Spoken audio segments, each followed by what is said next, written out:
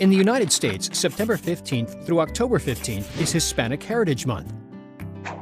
It is a time to remember the cultures and contributions of Americans whose ancestors came from Spain, Mexico, the Caribbean, and Central and South America. Did you know there are about 54 million Hispanics and Latinos in the United States? That's a lot of people to celebrate. The idea to do so began as a week-long observance in 1968 under President Lyndon Johnson and was extended to a full month 20 years later in 1988 by President Ronald Reagan. September 15th is special because it is Independence Day for several Latin American countries, including Costa Rica, El Salvador, Guatemala, Honduras, and Nicaragua. Mexico celebrates their independence one day later, while Chile and Belize honor theirs on September 18th and September 21st. In the U.S., Hispanic Heritage Month is celebrated with community festivals and educational events. Kids in school learn about famous people of Hispanic heritage, like Ellen Ochoa, the first Hispanic woman to become an astronaut, Nancy Lopez, one of the greatest women golfers to ever play the game, Mexican-American Cesar Chavez, who worked to improve conditions for farm workers, Severo Ochoa, a Spanish-American Nobel Prize winner in medicine, and Ileana Ross Lehtinen, the first Hispanic woman and first Cuban-American elected to the U.S. Congress.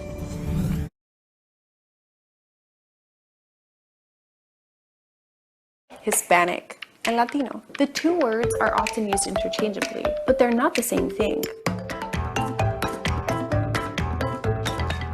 The difference lies in the words themselves. Latino refers to geography. People who are from or descendants of Latin America. That's this area here on the globe.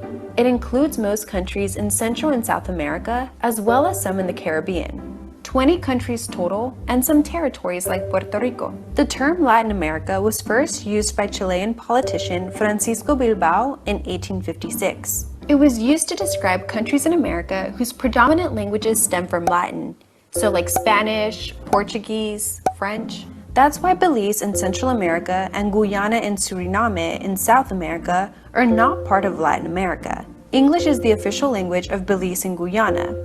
Dutch and Suriname-Tongo are spoken in Suriname. We've recently adopted Latinx as a gender-neutral alternative to Latino and Latina. In the most literal sense, Hispanic also refers to language. People who are from or descendants of Spanish-speaking countries. That includes places like Spain in Europe and some countries and territories in the Caribbean. It excludes countries like Brazil and others in Latin America where the predominant language isn't Spanish.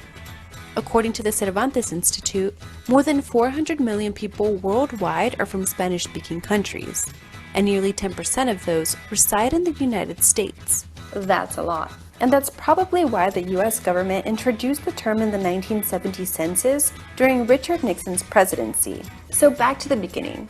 The two terms shouldn't be used interchangeably because they're not the same thing.